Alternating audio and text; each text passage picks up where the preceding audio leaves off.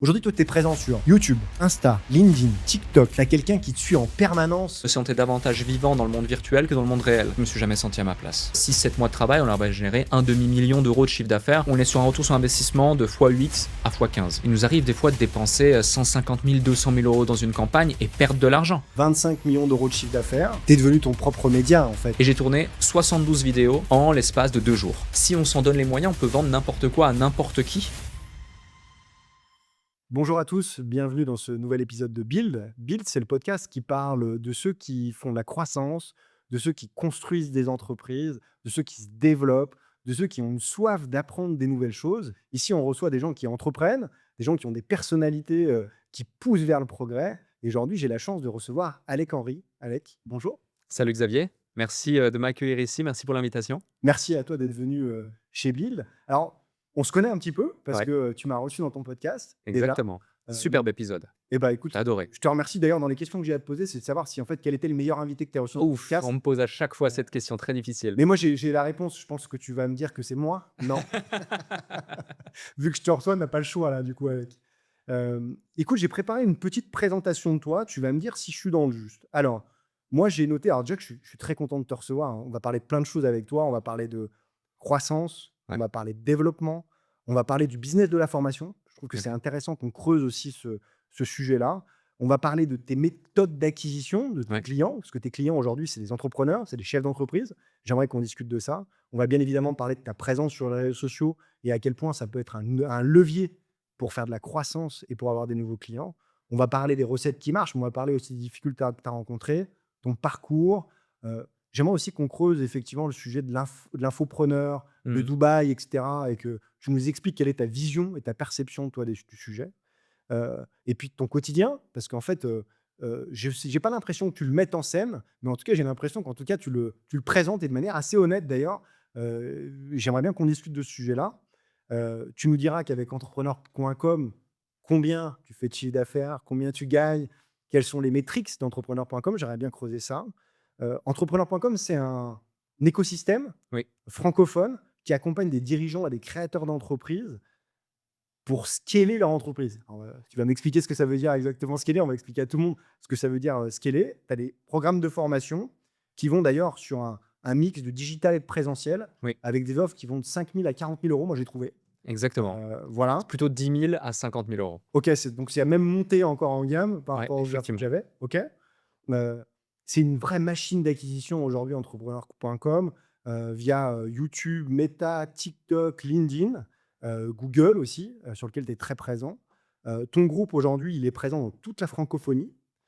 Tu opères depuis Dubaï, avec des équipes qui sont quasiment en full remote. Oui. Ça, c'est très intéressant, on va en discuter aussi. J'ai vu que tu employais donc plus de 130 personnes, que c'était un objectif 2025 de plus de 25 millions d'euros de chiffre d'affaires que tu visais, avec une stratégie qui est d'industrialiser pour les entrepreneurs des méthodes opérationnelles pour les aider à faire de la progression et de la croissance dans leur boîte. En gros, quand j'ai préparé l'interview, je me suis dit, en fait, Alec Henry, c'est le Alex Hormozy français. Je me trompe ou pas? Alors c'est une bonne analogie. J'aimerais moi aussi faire 100 millions de dollars encaissés en 24 heures avec un seul webinaire. On n'y est pas encore, on y sera peut-être un jour, si le marché aussi, la profondeur de marché nous le permet. Mais effectivement, ce que j'aime au quotidien, c'est surtout l'impact qu'on peut avoir grâce au digital. C'est aussi quelque chose qu'on transmet et qu'on enseigne à tous ceux qu'on accompagne. Le plus stimulant là-dedans, c'est de rendre accessibles des stratégies à des entrepreneurs qui ne les mettaient pas en place. C'est-à-dire que tu vois, aujourd'hui, j'ai vu aussi, tous les invités que tu as pu avoir sur le podcast, c'est de très beaux invités. La plupart sont des dirigeants de TPE, de PME, dans le BTP, dans l'artisanat, des commerçants parfois aussi, des métiers de terrain, des métiers dans le dur, qui sont liés à une expertise particulière et qui vont dépendre de leur capacité à être bons dans ce qu'ils font, à recruter les bonnes personnes pour pouvoir générer du chiffre d'affaires.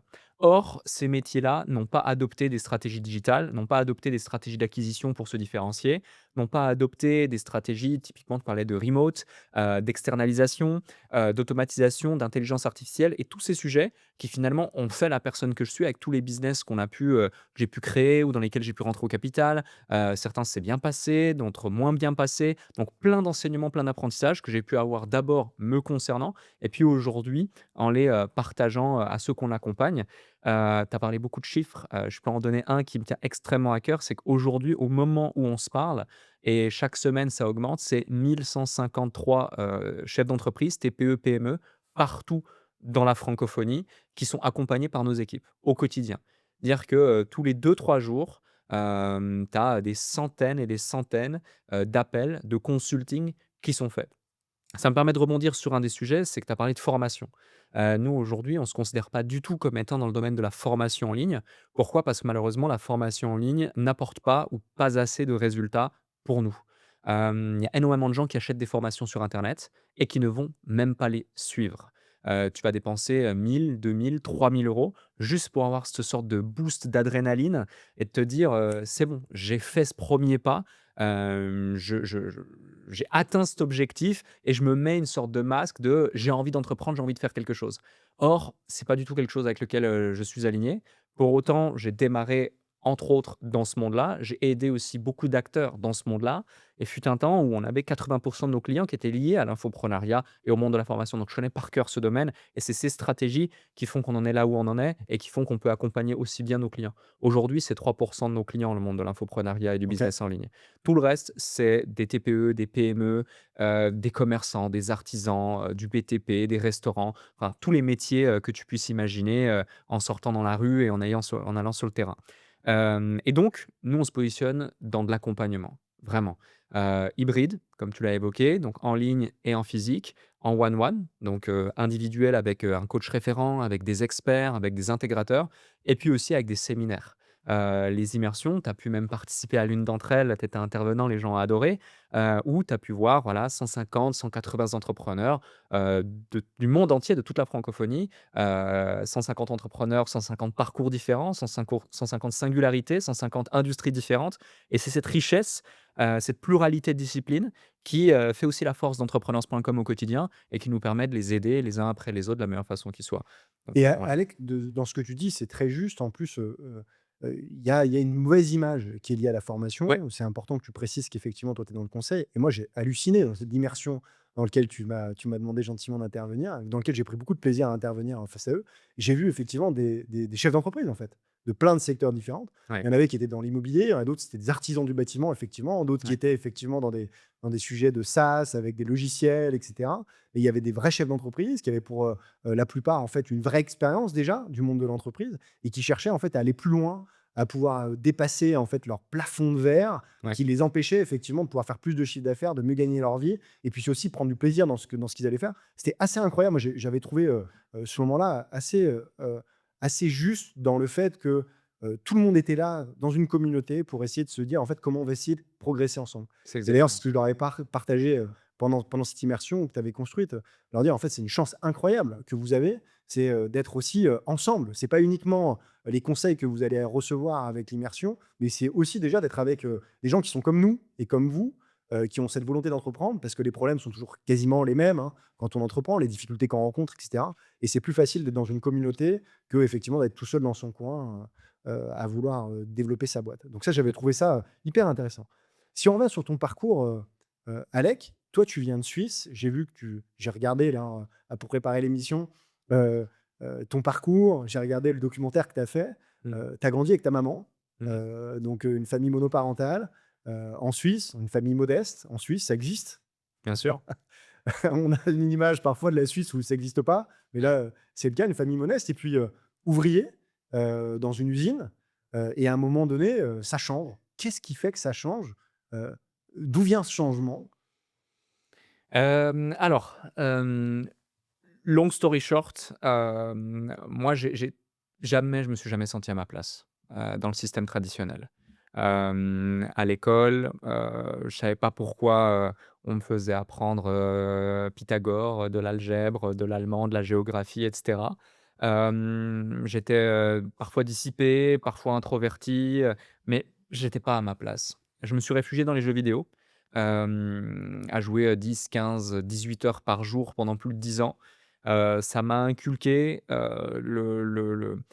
Le fait de vouloir justement à chaque fois progresser, et je vois l'entrepreneuriat un peu comme une sorte de jeu vidéo, où, le score, ça peut être ton chiffre d'affaires, ça peut être les clients que tu impactes, ça peut être, la croissance que tu vas faire, et cetera.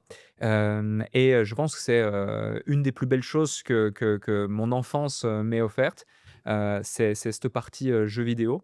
Tu Ensuite, joues à quoi avec? je jouais à un MMORPG, c'est un jeu où tu vas être dans une sorte de monde, dans une sorte de monde où tu as un personnage ou plusieurs, tu vas faire évoluer, tu as des métiers, il y a une économie, il y a une banque, donc c'est vraiment comme la vraie vie, sauf que c'est complètement virtuel Ah ouais, d'accord, OK. et j'ai Donc en fait, tu t'étais inventé une vie, mais complètement. digitale? C'est vraiment ça, c'est vraiment OK. ça.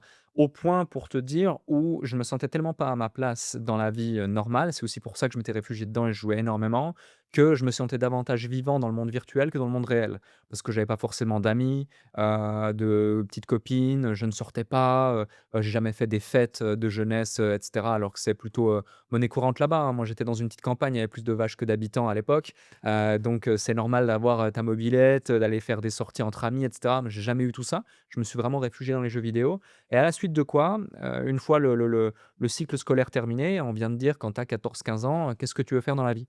Sauf que j'avais absolument aucune idée de ce que je voulais faire dans la vie. J'étais un peu inspiré par, ma maman qui était à son compte, elle était esthéticienne, elle avait son institut et ce toute sa vie. Mon papa qui, était dans la restauration, donc qui était lui aussi indépendant, qui a ouvert un restaurant et cetera. Ma maman, elle a tout donné pour pouvoir, m'éduquer au mieux et cetera, mais elle a jamais eu d'employé ou autre et elle dépendait uniquement de son temps. Elle échangeait son temps contre de l'argent.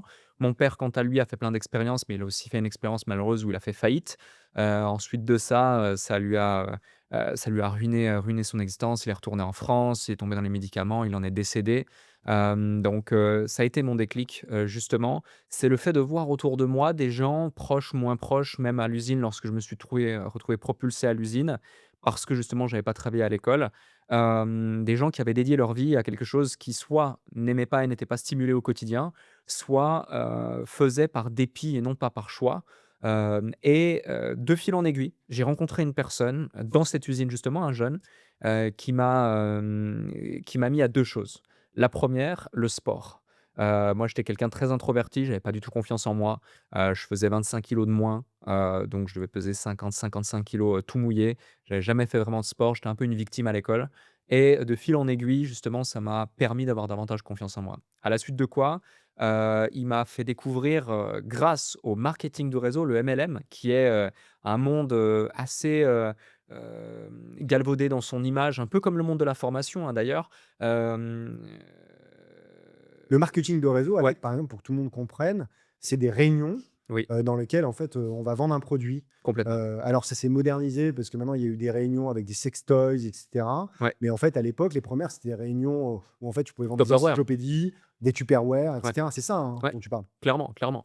Des bougies, des Tupperware et cetera. Moi, alors, je vendais des boissons énergisantes. OK. Je connais le pitch encore par cœur, 15 ans après et donc je vendais ces boissons énergisantes et cetera et tu vois, je me souviens encore, d'abord, je pensais que c'était complètement, une illusion et que ça n'allait jamais marcher et puis de fil en aiguille, je commence à mettre en place, des choses et j'apprends la vente et c'est ça, en fait, le déclic. C'est que j'apprends la vente et j'apprends grâce à la vente qu'il est possible de gagner sa vie différemment et je m'initie à l'entrepreneuriat par ce biais en me disant: «On a tous un super pouvoir. Si on s'en donne les moyens, on peut vendre n'importe quoi à n'importe qui et c'est encore plus puissant quand tu vends quelque chose à quelqu'un qui en a réellement le besoin et que c'est de la qualité. Parce que tu vas le fidéliser et on le sait, il est 7 fois plus simple de vendre à quelqu'un, que tu as déjà acquis et satisfait que quelqu'un qui ne te connaît pas. Et donc j'ai ce déclic, je commence à le faire une fois, 2 fois, 3 fois, dans différentes expériences et là, je prends conscience en fait que c'est un système qui m'est imposé, comme le système traditionnel et que je ne vais pas pouvoir évoluer si je ne crée pas ma propre entreprise. Donc là, je vais tout simplement continuer mes aventures, je vais faire mon service militaire, parce que c'est obligatoire en Suisse. École de la vie encore une fois, plein de leçons, géniales, ça remet un peu, dans le droit chemin et les idées au clair. Et puis, lorsque je me retrouve propulsé dans une usine du groupe, Air Liquide, en Suisse du coup, là ici, je vais écouter des vidéos YouTube, des podcasts, tout ce que je peux trouver gratuit sur internet toute la journée. J'avais de la chance, je vivais dans une combinaison de ski parce que voilà, je touchais de l'air, de l'oxygène sous format liquide, donc très, très froid toute l'année. Donc je cachais sous mon bonnet des écouteurs et j'écoutais constamment des trucs. Constamment, constamment, constamment, constamment et un jour, j'entends un mec dire: Bah, tu dois choisir quand tu lances une entreprise B2B ou B2C. B2B, c'est plus simple, ils ont de l'argent, ils ont des besoins. B2C, c'est un peu plus galère, machin. Donc je dis: «Oh bah, voilà, je vais apprendre ce que c'est B2B et je vais faire ça». Quelques mois plus tard, je pose ma démission. Je ne sais pas du tout ce que je vais vendre, ni à qui finalement, mais je me Mais dis, ça veut dire que toi, Alec, tu avais du succès déjà avec les boissons énergétiques, ouais, ça marchait déjà. Mais comment tu parlais tout à l'heure que tu passais beaucoup de temps derrière ton ordinateur et cetera, donc ça ouais, veut dire qu'on a l'image en tout cas de quelqu'un plutôt introverti. La vente, c'est quand même aller vers les autres. ouais. Comment tu as fait ce basculement, tu vois, entre je suis quelqu'un d'introverti et en fait, je vais aller vendre des boissons énergétiques? En fait, j'ai un élément qui résume tout, c'est que, parfois quand tu as pas d'éléments de référence face à toi, tu peux faire des choses qui sont assez dingues et te rendre compte de ton potentiel sans vraiment le vouloir. Je m'explique, je démarre cette aventure, de marketing de réseau. Il y a quasi pas d'informations sur internet, mais, avec beaucoup de doutes, beaucoup de questionnements. Je vais me dire: «Allez, je me lance, j'y vais». Je contacte une, jeune femme qui est basée à Genève. Moi, Genève, c'est la grande ville pour moi, j'y suis jamais allé. Je suis dans ma petite campagne où il y a plus de vaches que d'habitants, encore une fois, et elle ne me répond pas. Je la relance une fois, 2 fois, 3 fois, elle ne me répond pas et pendant 3 semaines, elle ne me répond pas. Pour autant, pendant 3 semaines, je fais des nuits blanches, je me donne les moyens de développer cette activité avec les moyens du bord et je commence à, réunir 3-4 potes, puis 5, puis 10, puis 20, puis dans des salons, puis à la plage, puis vraiment n'importe où. Toute occasion de présenter mon opportunité de vendre des canettes était la bonne. 3 semaines plus tard, elle me répond et elle me dit: «Ah bah, si tu veux, on se fait un appel et puis, je t'explique comment faire». On fait un appel, elle me demande où j'en suis dans ma position et quels sont mes résultats et en fait, j'avais fait plus en 3 semaines qu'elle en 6 mois et là, elle me dit: «Non, non, mais attends, tu vas venir à Genève et tu vas nous expliquer, s'il te plaît, comment tu as fait». Et vu que j'avais pas de cadre de référence et que dans ma tête, j'étais conditionné à me dire: «Tu n'as pas le choix, c'est ton opportunité, sinon tu vas rester malheureusement toute ta vie dans cette usine et c'est pas du tout ce que tu as envie de faire». Et bien, je me suis donné les moyens et je me suis rendu compte qu'il était possible de sortir de sa zone de confort, et de vraiment pouvoir développer quelque chose. Donc j'ai fait ça et j'ai fait ça pendant, 3 à 6 mois, voire un an. À fond, à fond, à fond, jusqu'au moment où j'ai créé ma première entreprise qui était une agence de marketing digital, basée à Lausanne, puis ensuite on a pris nos premiers bureaux, à Genève. C'était en 2017, 2016-2017, entre la création et puis vraiment le développement et puis, là on a eu un client, 2 clients, 3 clients, un collaborateur, 2, 3, 4 et puis, la fête a commencé. Ouais, puis des très belles marques en plus que tu accompagnais à ce moment-là, j'ai vu ça. Mais comment tu passes je passe de chez Air Liquide à je monte ma première boîte? Qu'est-ce qui fait à ce moment-là que tu te dis qu'en fait c'est le bon moment? Heu, Comment ça se passe? Il y a pas de bon moment. OK. C'est vraiment ça le la clé. Comme je te le dis, je pose ma démission. Vraiment, je me souviens toujours, hein, j'ai encore la lettre, je l'ai scannée et elle est dans mon ordinateur. Des fois, je la revois et je me dis: «Waouh, c'est dingue». Il faut vraiment oser quand tu sens que c'est même pas le bon moment, mais que tu es pas au bon endroit. C'est vraiment ça, tu es pas au bon endroit et donc je ne savais pas à qui j'allais vendre, je ne savais pas ce que j'allais vendre, mais je savais que je pouvais pas rester là. Et alors, j'avais de la chance, j'étais encore jeune et cetera, j'avais peu de responsabilités, tu vois? Tu pas de famille à charge, tu pas de grandes charges et cetera.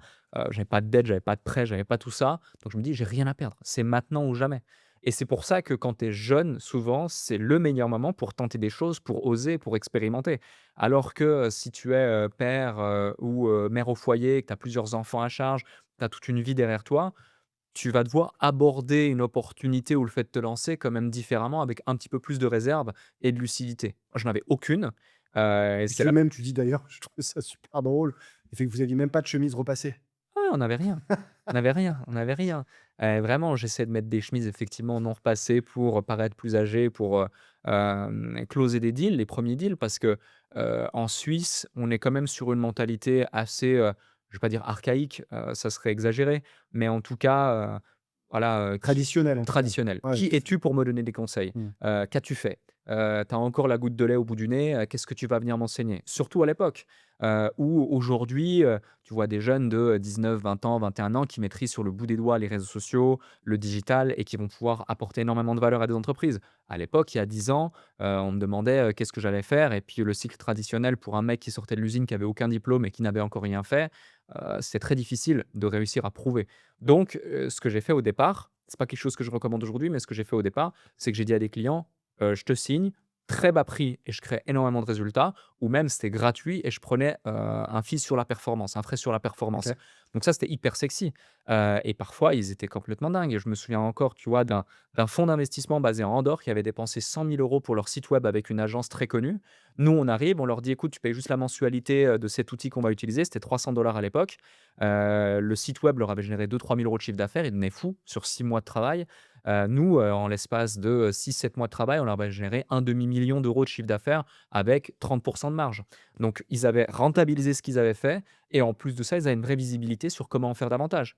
Cette stratégie, encore aujourd'hui où je te parle, est en place avec cet acteur près de 10 ans plus tard et ce sont des millions qui ont été générés avec la même stratégie qui fonctionne Et encore ça, toi, tu aujourd'hui. ne savais pas faire au départ, Alec? Je savais pas faire effectivement. C'est-à-dire que tu avais compris, j'ai bien compris que la vente, le fait de savoir vendre, Ouais, ça a été pour toi, quelque chose qui a été game changer, en tout cas dans ton évolution. ouais, Mais par contre, il a fallu que tu apprennes aussi un nouveau métier en même temps. C'est-à-dire complètement. qu'il fallait vendre et puis après il fallait produire et tu dormais quand, du coup? Alors on dormait peu, OK. déjà et surtout, tu vois, pour te donner un exemple très, très concret, la première prestation qu'on vend en publicité Facebook, c'est, à la salle de sport, de ma ville, qui s'ouvre au même moment et je lui dis: «Écoute, tu vas faire des trucs radio, tu vas faire des trucs, des machins, publicité traditionnelle, ça va pas marcher ou ça va à peine marcher. Moi, je te garantis que je vais faire au moins 2 fois plus de performance avec, mes stratégies». C'était pas très compliqué parce que personne faisait ça, énorme potentiel, j'avais senti le potentiel, donc on allait mettre en place. Pour autant, je le signe sur la prestation Facebook Ads, donc publicité Facebook et c'est quand je commence à délivrer qu'on découvre qu'il existe le business manager. Donc tu vois, aucune connaissance. C'est un peu comme si, tu te dis, «T'inquiète, je vais apprendre à conduire» et c'est quand tu es au volant prêt à conduire, faire 10 000 kilomètres que tu découvres qu'il existe une boîte à vitesse. C'est littéralement ça. Donc c'est vraiment au culot, c'est le fait, l'audace, c'est le fait de se donner les moyens. Par contre, on était absolument déterminés et on n'aurait absolument rien lâché sans lui donner du résultat à ce client. Pareil pour le suivant, pareil pour le suivant, pareil pour le suivant. Notre maxime depuis le début, c'est: «Promette-moi, délivrer plus». Donc on s'est donné les moyens. Je dis «on» parce qu'on était 2. Là aussi, ça m'a énormément aidé. Tu vois, je me suis lancé avec un associé, Amine, qui était, vraiment, on va dire, mon alter ego. Moi, j'allais sur le terrain, j'étais tout feu tout flamme, je voyais plein de choses, plein d'opportunités, j'avais envie de tout arracher, de manger le monde. Lui, il était un petit peu plus réservé, plus stratège, plus réfléchi. En plus, à côté, il faisait des études de médecine. En parallèle, il était à Lille, moi, j'étais en Suisse. Donc on était très, très complémentaires. Il avait un passif aussi, sur la cybersécurité, plus digital. Donc on était complémentaires. Moi, j'apportais les clients, on évoquait comment on allait pouvoir les délivrer et lui, il s'assurait qu'on puisse les délivrer et de temps en temps, je l'aidais sur certains sujets. On était un petit peu partout, mais on était surtout, un très bon duo, un très bon binôme et je pense que c'est aussi ce qui a fait que j'ai osé. J'ai osé parce que j'avais rien à perdre, j'avais faim comme jamais, j'avais très envie, beaucoup d'audace, et puis surtout, j'avais un binôme extrêmement complémentaire avec lequel on a vécu une aventure absolument folle et puis en qui on pouvait, enfin mutuellement avoir confiance, à 110. Et ça, c'est, le propre d'une association qui fonctionne selon moi. Et avec, ça a marché tout de suite? Ça a marché tout de suite, alors, petit à petit, mais effectivement, ça a marché tout de suite. Alors dire que ça a marché, tout de suite et on a pu en vivre, c'est faux. En réalité, pendant 6 mois, tu vois, c'est, les balbutiements, tu fais, 1 000 € par-ci, 500 € par là, 2 000 € par là. D'un coup, tu as une grosse facture, waouh, 4 000 €, incroyable, c'est énorme à ce moment-là et puis c'est après seulement un an et demi, je pense que, je me verse mon premier salaire. Et je peux commencer à en vivre, tu vois? Quand pour me lancer, en Suisse, il faut, donc une société, une SARL, 20 000 francs de capital, plus des frais et cetera. Donc tu es plus ou moins à 25 000. On avait fait 50-50 avec mon associé. Moi, j'avais pas cet argent. Donc j'étais, ouvrier à l'usine en intérim, j'étais agent de sécurité, la nuit et puis j'étais arbitre de foot le week-end. En plus de ça, j'étais pas trop foot, donc je comprenais rien aux règles, je sifflais faux, je m'enfermais dans les vestiaires pour pas me faire tabasser par les petits et les parents. C'était toute une histoire, hein. Vraiment, j'ai eu de la chance qu'on me crève pas les pneus, une folie et Parce donc que tu es payé pour faire l'arbitre? payé pour faire Ah ouais, l'arbitre, ouais, d'accord. environ 80 balles par match et OK. puis, plus tu montes les échelons, plus tu vas pouvoir être rémunéré. Donc toute opportunité pour gagner de l'argent, pour capitaliser, pour ensuite réinvestir dans mon entreprise était bonne. J'ai fait ça pendant environ 2 ans et même lorsque j'étais déjà lancé, toute la semaine, je travaillais, comme un forcené et le week-end, je rentrais pour pouvoir travailler la nuit en agent de sécurité. Donc, en gros, la semaine, je travaillais au bureau, mais je me payais pas et puis j'étais agent de sécurité. La nuit, donc j'étais pas le meilleur agent parce que je me cachais dans une pharmacie pour essayer de dormir, quelques heures, parce que j'étais vraiment mort de chez mort. On tirait vraiment sur la corde tout le temps, mais c'est je pense cette résilience, ce dévouement, qui a fait que je me suis vraiment donné les moyens et je dis «je», mais c'est pareil en face. Pareil, toutes les personnes avec qui j'ai pu collaborer par la suite, toutes les différentes associations, à chaque fois ou même les gens que j'ai pu accompagner, un entrepreneur qui se lance, qui démarre, qui se donne pas à 200, tu en connais un rayon, il y a pas de miracle, il y a pas de miracle. Tu dois à un moment donné faire des sacrifices, accepter, de te donner à 100 dans ce que tu fais, mettre un peu de côté d'autres choses qui comptent pour toi. Ça veut pas dire que les autres choses ne comptent pas pour toi, mais c'est un compromis. Donc toi, tu dis souvent en préparant l'enregistrement, tu vois, j'ai regardé les choses que tu disais quasiment en permanence. Tu dis que tu es passé des chaînes de montage de l'usine, en fait, au tour de Dubaï. Tu vas nous expliquer comment tu arrives à faire ça et puis, il y a un moment donné où, en fait, ça devient entrepreneur.com. Entrepreneur.com, c'est un nom incroyable. Comment tu fais pour obtenir ce nom et commencer à construire, en fait, une marque autour de ça qui est aussi forte, qu'entrepreneur.com? Alors, d'abord, il faut se dire que je lance cette agence, on développe l'agence, ça se passe super bien. Puis il y a un besoin, qu'on constate, parce que j'ai eu une chance et on en vient, aux réseaux sociaux. J'ai rencontré quelqu'un qui, à l'époque déjà en 2015-2016-2017, était déjà sur YouTube, était déjà sur Instagram, faisait déjà du personal branding. Donc, à l'époque, C'est qui? Léo, il s'appelle, il est plus du tout sur les réseaux ou très peu et il parlait de e-commerce, en l'occurrence. Et donc, il m'a vraiment offert le plus beau cadeau, qu'on ait pu m'offrir. Alec Henry n'existerait pas, je pense, sans lui ou dans une, dimension complètement différente.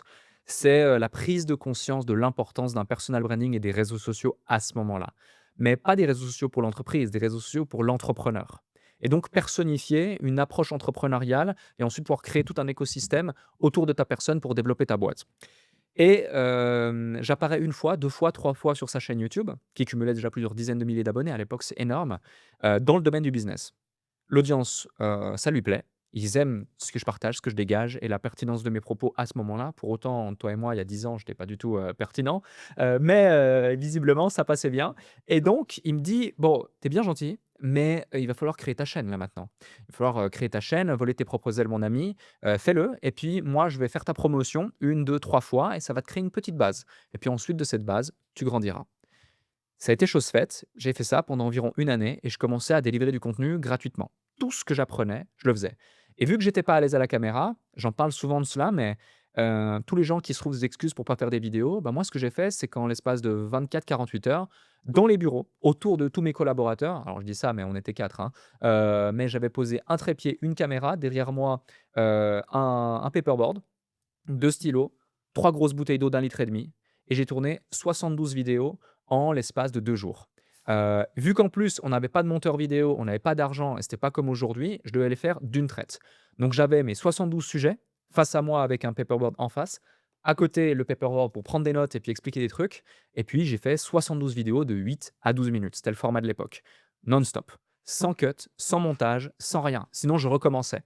Donc à la fin des 2 jours, j'étais un pro de la vidéo, je savais parfaitement m'exprimer, je comprenais tous les codes de YouTube et puis j'étais beaucoup plus à l'aise. J'ai lancé ça, j'ai sorti une vidéo presque par jour pendant un certain temps et puis ça a commencé à développer et de plus en plus, j'ai eu de demandes qui m'ont dit: «Comment tu fais?» Parce que j'expliquais concrètement ce que je faisais avec mes clients de l'agence qui étaient satisfaits, qui avaient du résultat. Des boîtes, tu vois, des salles de sport, des assureurs, des restaurants, des peu importe, aquabiking en Suisse ou ailleurs et là, je crée leconsultant.fr et donc leconsultant.fr, c'était quoi? C'était de la formation en ligne, effectivement, avec un peu d'accompagnement et autres, qui a été l'écosystème numéro un pour aider les consultants, les coachs, les prestataires de services en France, en Suisse, en Belgique, un petit peu en francophonie, mais pas dans les mêmes dimensions qu'aujourd'hui, pour monétiser leurs compétences. Donc ça a très, très bien marché. On a eu d'abord, 10, puis 30, puis 100, puis 200, puis 300 clients. J'ai été approché par une maison d'édition. J'ai écrit un livre qui a été tout de suite, best-seller, numéro 1 des ventes sur Amazon France. J'ai pu faire des conférences un peu dans toute la francophonie. Donc là, ça a commencé à prendre et évoluer. Puis je filmais tout ça et j'étais un des premiers à le filmer. Et à un moment donné, je quitte la Suisse et je déménage à Londres. Et là, prise de conscience parce qu'on était attirés réellement entre Amine, notre bras droit également de l'époque, Jason et d'autres personnes par cet état d'esprit finalement anglo-saxon où il y a la culture de l'effort, la culture de l'échec même. On a envie de grandir, il y a toutes ces stratégies digitales des États-Unis qui nous inspiraient. On était déjà allés à Los Angeles, à New York à l'époque en 2018, payer des dizaines de milliers de dollars pour des masterminds. Donc on avait aussi l'envie d'investir tout ce qu'on gagnait, on investissait en nous pour avoir accès aux meilleures stratégies pour ensuite les appliquer et puis les partager à tous ceux qu'on accompagnait. Et donc, je commence à mettre tout ça en place. Et là, décembre 2019, on a une réunion et on se dit, on est fiers de nous, c'est génial ce qu'on a mis en place. On était dans le rooftop de notre tour, tout en haut, au 35e étage d'une super tour à Londres, à côté de la City. Et hyper inspirant comme endroit. Je me souviendrai toujours même la disposition des chaises, on était trois. Et on dit, on va arrêter le consultant parce qu'on a le pouvoir d'aider tous les entrepreneurs et on reste juste étriqué sur un tout petit marché, alors qu'on pourrait aider toute la francophonie et tous les entrepreneurs. Donc il nous faut un nom qui parle à tous les entrepreneurs, parce qu'on en a la capacité. Et comme disait Oncle Ben, un grand pouvoir implique de grandes responsabilités. Donc, on commence à réfléchir et là, on a 4 possibilités. Entrepreneurs.com, entrepreneur.com, entrepreneur.fr et entrepreneurs au pluriel.fr. Donc on regarde tout. Entrepreneur.com magazine existe déjà, c'est un site qui est présent depuis très longtemps. Puis donc il reste 3 options. Tu en as un qui est, pris par un concurrent. On était associés à ces concurrents. Enfin, c'est toutes des histoires. On va le rencontrer à Paris, ça part presque, en insultes, ça passe pas du tout, le contact est pas bon, on va jamais pouvoir entrer en négociation avec lui. Tant pis. Ensuite, il y en a un autre qui est détenu, toujours .fr, qui est détenu par une grande maison d'édition, française qui, à ce jour, n'est toujours pas exploitée. Dommage, parce que super potentiel. Et puis, il y a entrepreneurs.com qui est détenu par un mec, on ne sait pas qui est aux États-Unis. OK, on creuse, on arrive à trouver ses coordonnées et là, on apprend que le mec, il a le nom de domaine depuis 23 ans. Il est inexploité. 23 ans. 23 ans, ouais. C'est-à-dire qu'il avait déposé, en fait, comme on déposait à l'époque, en fait, des noms de domaine en disant il y a bien quelqu'un qui va l'acheter. C'est ça? Exactement, exactement. OK. Donc c'est un broker de nom de domaine. OK. C'est un de ses métiers. Il a vendu toys.com et pets.com pour 4 et 5 millions de dollars. Donc je me dis que c'est pas un lapin de 8 semaines, c'est son métier et il sait que ce nom de domaine a beaucoup de valeur. Je te parle de ces 2 ventes, mais il y en a plein d'autres, hein. Et donc, on travaille la journée et la nuit, en particulier Amine, échange avec lui et commence à rentrer en négociation. Le premier montant qu'il nous partage, c'est un numéro de sécurité sociale. On lui dit: «Même ta femme trouve ce montant aberrant» et là, silence radio. Il ne nous répond plus. On le relance une fois, 2 fois, puis après il nous dit: «OK, rarement sont les gens qui m'ont parlé comme ça, tu mérites qu'on commence à discuter et rentrer en négociation». Heureusement cet email, vraiment sans cet email, il y aurait jamais eu d'entrepreneurs.com. On négocie, on négocie, on négocie, puis on arrive à faire en sorte d'acheter le nom de domaine et de détenir à 100 le nom de domaine en, je vais pas te dire de bêtises, en mars 2020. Donc entre décembre 2019 et mars 2020, Tu es en négo. on est en négo quasiment toutes les nuits. Et je me souviendrai encore mi-mars 2020, je suis en train de marcher, à l'extérieur et je reçois un message de Amine, il me dit: «Rentre, on doit faire un virement». Il a dit oui. Et donc je rentre, on fait le virement. Le lendemain, on a le nom de domaine et là ensuite, avril, je crois le 4 avril 2020 exactement, on lance officiellement entrepreneurs.com. Donc c'est comme ça que c'est venu et donc avant Combien? on ne peut pas communiquer le montant. Une de Article 7 du OK. contrat, parce que ça a été tellement bien négocié OK. justement, mais on a eu Mais c'est beaucoup de quoi? C'est une fourchette, c'est 100 000 €, c'est 500 000 €? C'est quoi qui est le plus proche? C'est 100 000 ou 500 000? c'est plus de 500 000. Ah ouais, OK. Ouais, on a déjà eu des offres à plusieurs millions. D'accord, Ouais, dingue. c'est le monde des noms de domaine, c'est un monde, qui dépend bien sûr, du SEO, de l'historique du nom de domaine, du potentiel du nom de domaine, de la personne qui veut l'acheter, de la personne qui le détient à l'instant T, de beaucoup de Donc c'était variations. un très gros investissement. C'est un très, très gros investissement pour nous en plus à l'époque où, voilà, c'était nos fonds propres. Nous, on n'a jamais levé de fonds, on est bootstrap, rentable dès le premier jour. On a tout fait tout seul. Chaque erreur, chaque euro, chaque centime mal investi, était une perte sèche, pour nous. Donc c'était vraiment un gros investissement et à l'époque, le mot entrepreneur n'était pas aussi, populaire, qu'il ne l'est aujourd'hui. Donc c'était aussi un pari sur l'avenir, un pari sur des convictions, une volonté réelle d'apporter énormément de valeur au marché de l'entrepreneuriat en francophonie, avec aussi une vision potentielle de l'international. Parce qu'entrepreneurs.com, ben, qu'on soit en français ou en anglais, ça veut dire la même chose. Si après tu es sur l'espagnol ou l'allemand, c'est sensiblement différent, mais grosso modo, ça parle à tout le monde quand même. Donc, marque forte, nom de domaine fort, position aussi sur Google potentiellement très forte et ça parle à tout le monde, quel que soit le produit, que tu veux vendre. Aujourd'hui, tout ton marché, il vient par l'inbound. Ouais, À la fois, toi, tu poses beaucoup de contenu, tu viens nous en parler. Tu utilises effectivement ce qui se passe, c'est-à-dire, en fait, tu es très dans l'air du temps de ce qui se passe pour les entrepreneurs et les chefs d'entreprise. Le mot entrepreneur, il y a quelques années, en fait, ça n'avait pas le même impact que ça a aujourd'hui. Aujourd'hui, en fait, le mot s'est démocratisé. Avant, on parlait de complètement. chef d'entreprise, on parlait de patron. Aujourd'hui, on parle d'entrepreneur. D'ailleurs, il y a peut-être une différence entre tous ces mots-là. On pourra en discuter. Mais ça veut dire qu'en fait, tu utilises ce que toi, tu avais réussi à vendre à tes clients, c'est-à-dire les mêmes méthodes pour effectivement un produit que tu as conçu, c'est-à-dire un produit qui est de l'accompagnement pour des chefs d'entreprise. C'est ça la Complètement. clé? Ouais. Complètement et surtout que, déjà on est notre premier terrain de jeu, notre, seedbox, tu vois? Où on va tester plein de choses, on va faire plein d'erreurs. Il nous arrive des fois de dépenser 150 000, 200 000 € dans une campagne et perdre de l'argent. Et ça nous permet justement d'avoir énormément de data pour pouvoir voir exactement où en est le marché et comment on va pouvoir orienter tous les entrepreneurs qu'on accompagne. Et le plus beau dans tout ça, c'est que tu sois paysagiste, menuisier, coiffeur, restaurateur, consultant, même dans une niche au fin fond ou poissonnier, ça fonctionne aussi pour toi. Alors, à d'autres échelles, parce que en tant que poissonnier, je pensais à un poissonnier à Nantes qui a plusieurs poissonneries, etc., et qui va à la criée chercher son poisson. Alors, on a pu changer sa vie et autres, mais il va pas dépenser, comme nous, 200 000 € sur Facebook Ads tous les mois. Par contre, il va pouvoir se positionner sur des mots-clés spécifiques devant tous ses concurrents. Il va pouvoir mettre en place un tunnel de vente. Et la personne, tu parles à un poissonnier, tu dis, c'est quoi ton tunnel de vente? Mais il sait même pas ce que c'est. Quel tunnel? Comment ça? Le seul tunnel que je passe, c'est sur l'autoroute, quoi. Donc, c'est réel. Tu leur parles de copywriting. C'est quoi le copywriting? Tu leur parles d'avatar client. C'est quoi l'avatar client? Alex, je te coupe 2 minutes, ça, on va y revenir parce que Ouais. c'est un passage que je veux vraiment qu'on arrive à aborder Creuser, ensemble, avec qu'on creuse plaisir. ensemble. Je voudrais juste terminer sur ton parcours. À un moment, Ouais. tu te sépares d'Amine. Oui. Pour quelle raison tu te sépares de lui? C'est difficile de perdre un cofondateur. Pourquoi vous vous séparez au moment d'entrepreneur.com? En fait, c'est à peu près à la même période là. Qu'est-ce qui s'est passé? Comment ça se passe? Et qu'est-ce qui fait que tu dis qu'en fait tu peux faire tout seul? Tu disais que c'était très rassurant de l'avoir à côté de toi Ouais. pendant très longtemps. Comment tu as fait les premiers mois sans lui, etc. Comment ça s'est passé et pourquoi t'en es arrivé là? Alors avant de te répondre, déjà, la séparation avec Amine, c'est une des plus grandes tragédies de ma vie, tout en étant le plus beau cadeau que la vie m'ait offerte. Donc c'est assez drôle parfois, tu vois, tu vois pas le cadeau derrière une situation. Pourquoi une tragédie? Parce qu'effectivement, il était mon pilier, j'ai une estime énorme envers Amine et encore aujourd'hui, on était extrêmement complémentaires. Et je me sentais pas capable de pouvoir faire la même chose ou plus encore sans lui. Et je savais pas comment j'allais faire, littéralement.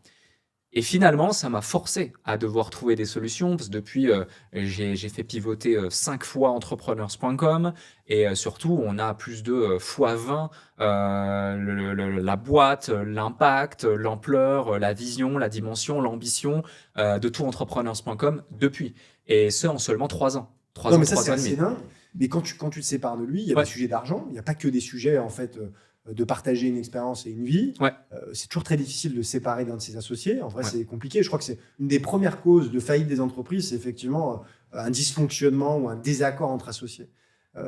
C'est lui qui dit je veux partir, c'est toi qui lui dis en fait je veux prendre mon autonomie. Comment ça se passe? Ouais. Et ensuite, c'est quoi le sujet derrière? Tu lui rachètes ses parts, vous étiez toujours à 50-50.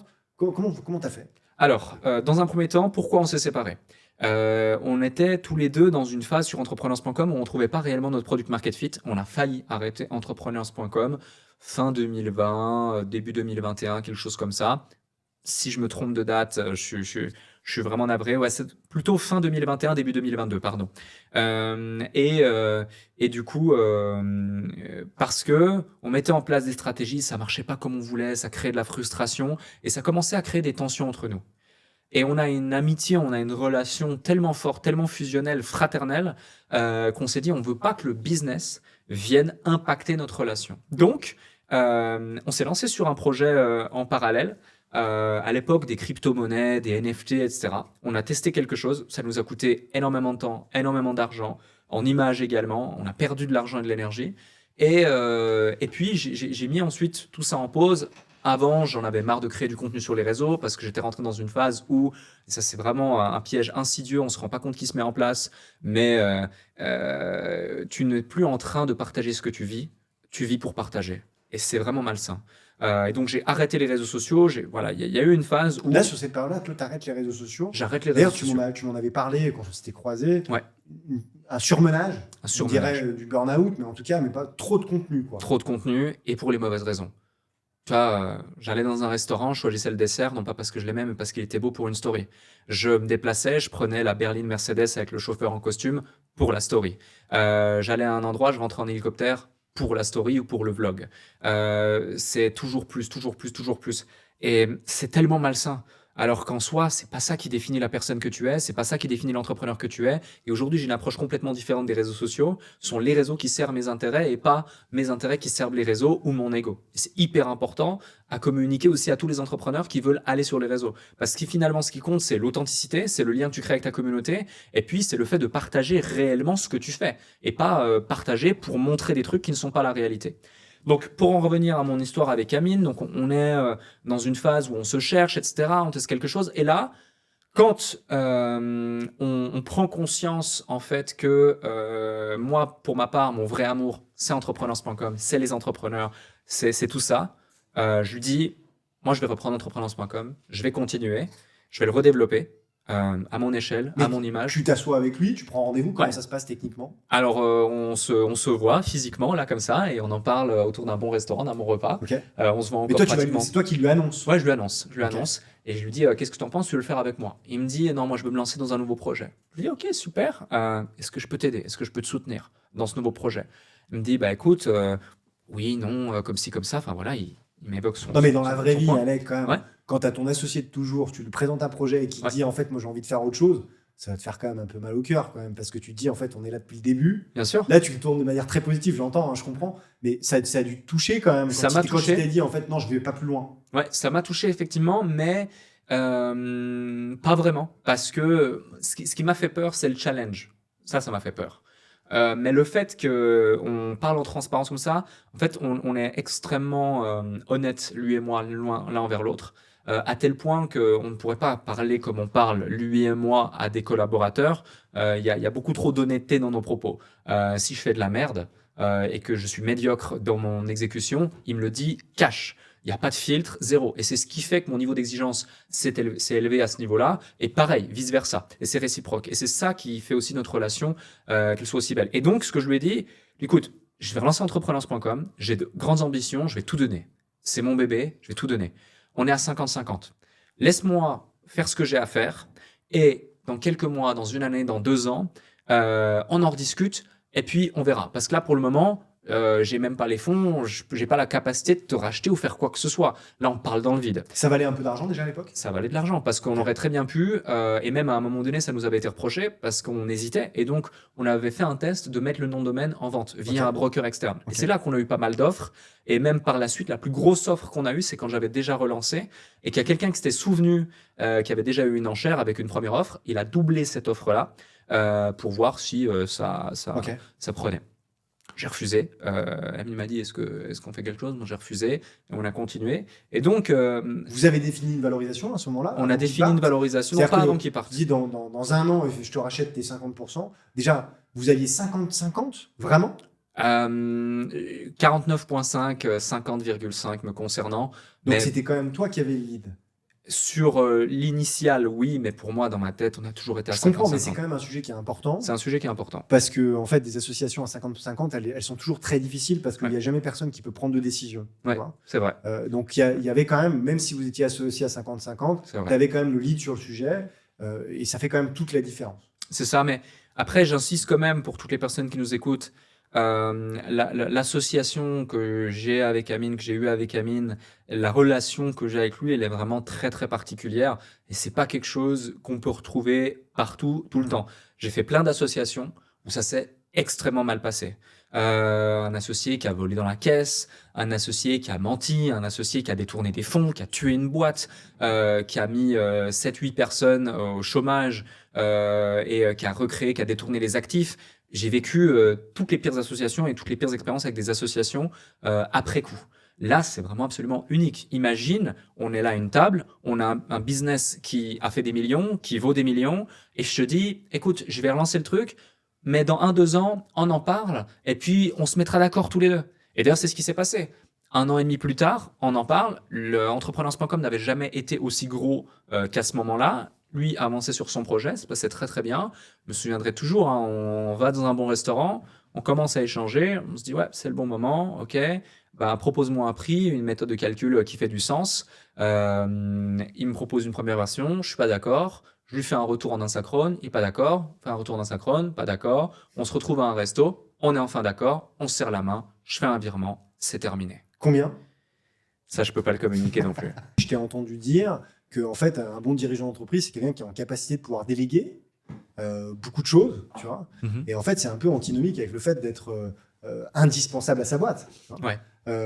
Et donc, ce travail-là que tu fais, effectivement, de t'entourer des bonnes équipes, tu es très présent, tu le dis, hein, d'en haut à tout en bas dans ton entreprise. Est-ce que c'est tenable avec encore plus de chiffre d'affaires, avec plus de travail, etc. Parce qu'en fait, tu rajoutes plus de monde, et donc en fait, tu vas discuter avec plus de monde, même si tu recrutes les bonnes personnes. Comment on fait pour passer d'une entreprise qui est très dépendante, et c'est vrai avec des gens que tu accompagnes d'ailleurs, hein, Ouais. qui souvent, en fait, leur boîte, eux, c'est le chef d'orchestre, et s'il n'est pas là, et la boîte ne marche pas. Complètement. En gros, c'est ce que tu as dit avec la tienne. Ouais. Du coup, comment on pallie à ça? Comment tu fais? C'est quoi ta stratégie, toi? Tu dois structurer, et d'ailleurs, tu l'as évoqué tout à l'heure, depuis 2 ans, il y a énormément de choses qui sont mises en place, un côté beaucoup plus corporate, que ce soit dans notre communication, mais aussi dans nos recrutements, dans notre structuration. Tu vois, aujourd'hui, on a des bureaux, on a des salariés, des équipes, des départements, des directeurs de pôle, une culture interne qu'on met en place, différentes choses qui font que tu n'as plus le choix que d'avancer d'une façon, on va dire, plus traditionnelle, et c'est plus quelques pirates qui sont en train de bosser jour et nuit pour la structure. Ça, c'est le premier point. Le deuxième point, pour continuer à avancer comme ça et te rendre de plus en plus indispensable, c'est de faire confiance et de réussir à autonomiser les gens. Je te donne un exemple très concret. Là, dans 2 jours, on ouvre un séminaire qui est le plus gros séminaire de notre année, voire de notre histoire, avec une grosse ambition sur ce séminaire pour tous les entrepreneurs en francophonie. Il y aura 1300 personnes présentes, certains des plus gros noms de l'entrepreneuriat francophone, et pas que l'entrepreneuriat D'ailleurs, on d'ailleurs. peut en citer quelques-uns. Moi, je me suis noté les noms, c'est incroyable. Tu as Wilfried Granier, que j'ai reçu ici. Tu as Kelly Massol. Tu as Teddy Riner. Il y a qui d'autre encore qui viennent? Eric Larchevêque, je crois. Laurent Tapie, Ouais. François-Henri Benamias, Anthony Bourbon, Justine Galis, Thibaut Geoffrey. Il y a énormément de profils très divers, justement une richesse et une pluralité des profils, comme chez nos entrepreneurs d'ailleurs, qui viennent partager leur parcours et justement inspirer, motiver, donner envie à ceux qui sont déjà là, qui ont déjà des boîtes. On s'adresse vraiment qu'à des gens qui ont déjà leur boîte, hein, et qui veulent scaler, structurer, avancer, améliorer. Et donc, j'ai ce séminaire, c'est un gros enjeu. C'est des centaines de milliers d'euros d'investissement. Je suis quasi pas au courant de ce qui va se passer. Je te crois pas. Je te garantis, on est 73, il y a 73 personnes sur le sujet. J'ai le fil rouge global, je sais, je connais les invités, j'ai échangé un petit peu avec eux, etc. Mais il y a énormément de choses que je vais découvrir, et avec le sourire. Est-ce que c'est des choses que tu découvres qui sont pour toi pas importantes? Tout est important pour moi. Ok. Mais alors, quel est le niveau Alors, je comprends le niveau de confiance que tu fais à tes équipes. Ouais. Je connais aussi le fait que tu as besoin d'être dans le contrôle. Ouais. On le voit d'ailleurs dans tes contenus. Souvent, tu interviens avec tes équipes en disant là, ça va pas, on aurait pu être meilleur, etc. Ouais. Voilà. Le risque, c'est effectivement d'avoir un événement qui correspond pas exactement à ce que tu veux faire. Ouais. Donc, c'est quoi tes points de contrôle pour faire confiance justement à ce moment-là? Qu'est-ce que Alors, tu contrôles? C'est la partie financière. Tu dis, bon, bah, les gars, on a défini un budget, vous tenez ce budget-là, c'est une obligation. Pour que ça fonctionne et que ça te permet d'avoir l'esprit libre, qu'il y a plus libre, pour pouvoir faire confiance, c'est quoi, toi, ce que tu as mis en place? j'ai plusieurs points de contrôle. Déjà, tu l'as évoqué, les finances. C'est important, les finances. Le branding, l'ADA, la communication, le branding en général, même si là-dessus, que ce soit les finances ou le branding, je peux vraiment faire confiance aussi aux gens qui m'entourent. La communication et la gestion des différents intervenants, parce que là aussi, ce sont des gens qui nous font confiance et pas uniquement sur une date comme ça. Ils nous font confiance, ils mettent leur image en jeu. C'est aussi, je valorise énormément ça, connaissant la valeur que ça a. Ce qui va être livré au client, c'est hyper important. C'est peut-être même le plus important finalement, l'expérience client au global. Donc tu vois, c'est des détails, mais comment s'assurer qu'en 45 minutes, 1300 personnes et leur badge soient placés au bon endroit et qu'il n'y ait aucune friction pour qu'ils vivent la meilleure expérience possible. Donc Comment ça, tu t'en occupes pas? Je m'en occupe pas, mais je m'assure effectivement que ce soit bien pris en charge et carré, Comment cadré. tu fais? Je pose les bonnes questions. Ok. J'ai des organes de contrôle. On a 3 personnes qui sont responsables de l'événement sur 3 pans différents. Un plus côté client, l'autre plus côté logistique, l'autre plus côté communication et marketing. Et du coup, là, je vais échanger avec les personnes nécessaires ou j'ai mon chief of staff ou notre directeur des opérations. Je vais faire un message vocal, un truc rapide. Je vais dire, OK, check sur ça, valide que ce soit bon. Donc, en fait, si tu veux, c'est presque de la schizophrénie, hein. J'ai une petite voix dans ma tête constamment qui va repenser à tout ce qui est en train de se passer chez entrepreneurs.com continuellement et qui va peut-être micromanager certains éléments pour appuyer sur différents leviers. Je te donne un exemple très concret. On va annoncer 2 grosses annonces, une le samedi, une le dimanche, dans le cadre de cet événement. J'ai fait confiance aux équipes pour l'annonce, le produit, le prix pour ce qui sera vendu, la façon dont ça va être délivré pour ce qui sera finalement annoncé, offert et accessible à nos clients, enfin bref. Et hier, on a une réunion où on review les différentes slides, etc. Et moi, le but, c'est d'apporter juste les 3, 4, 5% qui feront vraiment la différence. Parce que j'ai l'expérience, j'ai le recul, je connais absolument tout dans la boîte, tout chez nos clients, tout dans notre infrastructure, mais les 97% d'avant, il y a des gens bien meilleurs que moi qui vont pouvoir le faire. Donc, je vais venir sublimer le travail déjà très bien exécuté des équipes ou réadapter, réajuster un travail que je vais considérer pas au niveau, voire peut-être même médiocre, des équipes. Mais j'ai mis en place des checkpoints, des responsables de pôle ou des responsables de département qui font que un travail médiocre va quand même être filtré en amont et ne va normalement jamais arriver à mes yeux. Ouais, ok, je comprends. Pour me préserver aussi, parce que je pourrais pas forcément le supporter au niveau où on en est, et surtout, je ne me laisse pas le temps. J'ai vraiment pas le temps. On est tout le temps en train d'enchaîner. Il ne se passe pas un jour dans l'année où on n'arrête pas. J'ai éventuellement 3, 4 semaines de vacances par an qu'aujourd'hui je m'accorde, mais avant, c'est pas le temps, tu vois. Chaque minute compte. Donc ouais, c'est vraiment cette exigence communiquée aussi aux équipes et partagée qui fait qu'on arrive à faire tout ce qu'on fait. Parce que faire la croissance qu'on fait dans un marché comme on a, extrêmement concurrentiel, rouge de sang tellement qu'il y a de concurrents aussi, et certains vont pas avoir le même type de marketing que nous, hein. Certains vont s'autoriser à avoir un marketing parfois trompeur, avec des propos même fallacieux, etc. Chose que nous, on se refuse de faire, et ça, c'est hyper important. Et on va en parler justement du business de la formation. Ouais. Pourquoi la formation pour les entrepreneurs a une si mauvaise image avec? Alors, je pense pas que c'est pour les entrepreneurs Ok. qu'elle a une mauvaise image, mais dans la formation en général. Après, pour les entrepreneurs en francophonie, elle l'a davantage pour 2 grandes raisons. La première, on parle d'argent. Et en France, on le sait, c'est un peu tabou ce sujet. Gagne 3 000 euros en 30 minutes. Bon, déjà, c'est souvent faux. Donc, premier point. Et deuxième point, quand bien même ce serait vrai, il y aura toujours quelqu'un pour dire c'est quoi ce truc.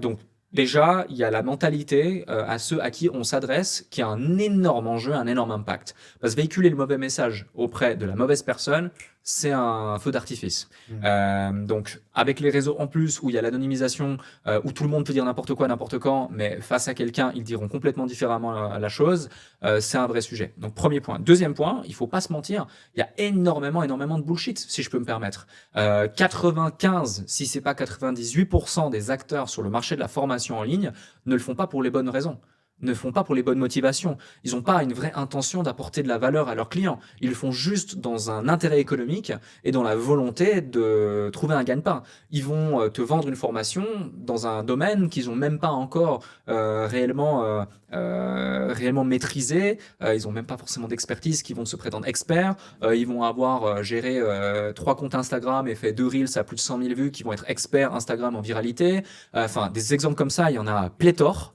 partout sur le marché. Et donc, j'insiste auprès de toutes les personnes qui nous écoutent, soyez prudents lorsqu'il s'agit de formation en ligne, d'accompagnement, de consulting, de prestations. Et ça vaut pour tous les métiers du conseil et de la presta. parce que nous, on en a vu énormément, malheureusement, s'être fait avoir, encore plus dans les TPE, les PME qu'on accompagne, qui du coup ne sont pas éduqués et qui vont parfois être crédules et croire que ça peut fonctionner parce qu'ils ont vu ça sur Internet, parce qu'on leur a fait une promesse, parce qu'ils se disent que dans leur métier, une main serrée, c'est une parole donnée et qu'on va délivrer. Or, c'est pas du tout le cas. Et d'autant plus qu'ils ne maîtrisent pas, ils ne connaissent pas ce marché. Toi, moi, typiquement, si demain je devrais faire les travaux de rénovation de ma maison, j'y connais absolument rien. On pourrait facilement m'avoir si on a envie de m'avoir. C'est un peu pareil lorsque tu ne connais pas un domaine. Et sur Internet, il y a vraiment de tout et pas forcément que du bien. Donc, il faut faire très, très attention. Du coup, les avis sont très importants. Très important. Comment tu gères, toi, les mauvais avis que tu peux avoir? Parce que tu disais tout à l'heure, aujourd'hui, il y a plus de 100 000 entrepreneurs, en tout cas chefs d'entreprise, qui ont été accompagnés depuis le début. 1150 en 1150 continu en ce moment, et c'est plus de 10 000 clients qu'on plus a de eu. 10 000 clients. Ouais. Et donc, du coup, c'est plus de 10 000 clients que toi, tu as accompagnés, Oui. et plus de 1150 aujourd'hui qui sont actuellement En continu. Ouais. en continu. Tu n'as pas 100% des gens qui sont satisfaits. Parce qu'une formation, tu l'as dit tout à l'heure, c'est pas magique. Ouais. Et en fait, c'est pas juste comme quand tu prends ton abonnement à la salle de sport qui va te faire prendre du muscle et être en meilleure santé. Il faut y aller à la salle de sport. C'est pareil, la même chose avec les conseils que tu peux apporter. Après, il faut les mettre en pratique. Il faut avoir beaucoup de régularité, de la rigueur, etc. par rapport à ça. J'imagine que tu as des gens qui ne sont pas contents de la formation qu'ils ont vécue. Comment tu gères ces mauvais avis-là, toi? Alors, déjà, le premier point, on évite d'en avoir au maximum. Et comment on fait pour éviter d'en avoir au maximum? Alors, certes, tu as la qualité du produit, mais tu as aussi le filtrage en amont. Nous, la méthode d'acquisition, et on pourra en parler si tu veux, c'est essentiellement du webinaire, de la VSL, du digital. Donc, on va faire des événements de 1 jour, de 3 jours, de quelques heures, de 5 jours, peu importe, où on va dépenser des centaines de milliers d'euros en publicité, délivrer du contenu gratuitement à des milliers d'entrepreneurs, voire des dizaines de milliers d'entrepreneurs qui vont être au cumul inscrits à ces événements. Et puis ensuite, on va leur proposer, s'ils le désirent, d'avoir un appel avec un membre de l'équipe. Le but de cet appel pour nous, il est en 2 temps. 1, leur apporter de la valeur réellement. Donc les experts qu'ils ont au téléphone, ce ne sont pas des commerciaux traditionnels, ce sont des gens qui sont formés au métier du conseil, de l'accompagnement et qui comprennent les enjeux de l'entrepreneur et qui vont être en capacité en seulement quelques minutes et grâce au formulaire préalablement rempli par l'entrepreneur d'identifier les besoins et là où ils se trouvent. Deuxième axe, identifier si on peut les accompagner. Donc aujourd'hui, chez entrepreneurs.com, il n'y a pas un seul produit vendu sans au préalable avoir fait un audit de la situation de l'entrepreneur et de l'avoir eu au téléphone pendant 45 minutes à 3 heures. Il y en a à qui tu dis non. Il y en a à qui on dit non. Il y en a à qui on dit non et il y en a même à qui on refuse le fait de pouvoir réserver un appel. Et en statistique, ça donne quoi? Ça donne environ 30% des formulaires de demande d'appel qu'on refuse parce qu'on sait qu'ils ne sont pas encore suffisamment matures, ils ne sont pas encore prêts et ce serait malhonnête de leur faire perdre du temps. Alors ce qu'on fait en amont, on leur donne du contenu gratuit, on les oriente vers le déclic, on les oriente vers plein d'autres choses qu'on a créées pour pouvoir les inviter à d'abord mettre en place des choses, tu vois, peut-être ne serait-ce que trouver leur marché ou régler une problématique importante de leur business ou des choses comme ça. Donc, on dit non à énormément de gens. Et ceux qui disent « je veux parler que à Alec », ça existe de moins en moins parce que je le dis tout de suite, j'ai pas la possibilité, j'ai pas le temps et je l'évoque même dans le cadre de ces conférences, etc. Parce que j'ai créé un système où j'ai la chance de dire, et c'est pas encore une fois, c'est pas du marketing. J'estime sincèrement que les gens qu'on a au quotidien, qui sont au téléphone avec ceux qu'on accompagne sur cette partie, notamment audit préalable pour les qualifier, sont largement meilleurs que moi. C'est leur métier, ils font ça en continu. C'est des milliers d'entrepreneurs chacun qu'ils ont en ligne tous les ans.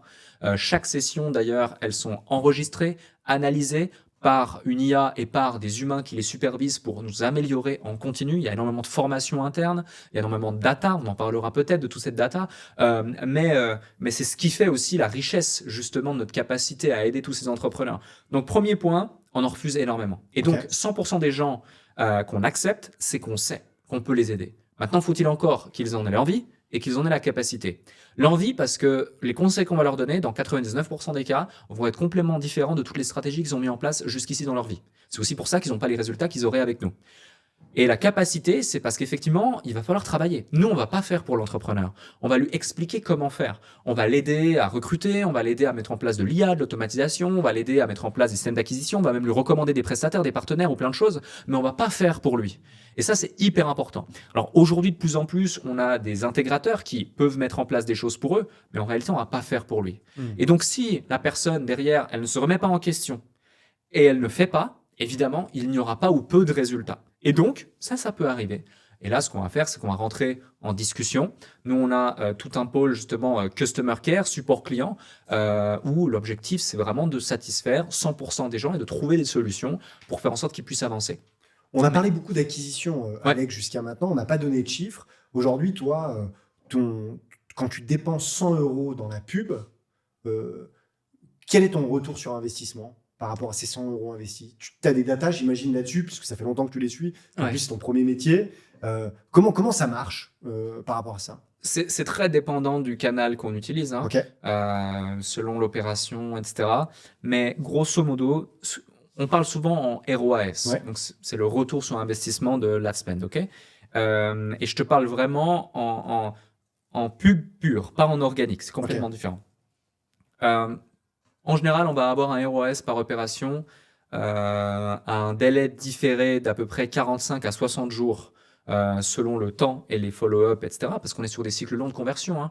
Un chef d'entreprise, tu vas pas l'appeler et lui dire coucou, on va transformer ta boîte en 12 mois, on est les meilleurs, et il signe. Ça va parfois prendre jusqu'à 2 semaines, 3 semaines, 1 mois et demi, parfois 6 mois d'échanges, de discussions, de donc ce follow-up. que tu dis, c'est il voit la première pub. Ouais. Entre le moment où il voit la première pub et au moment où il va signer ton Il va se opération, passer 21 jours au minimum, 6 mois au maximum en général. Ok.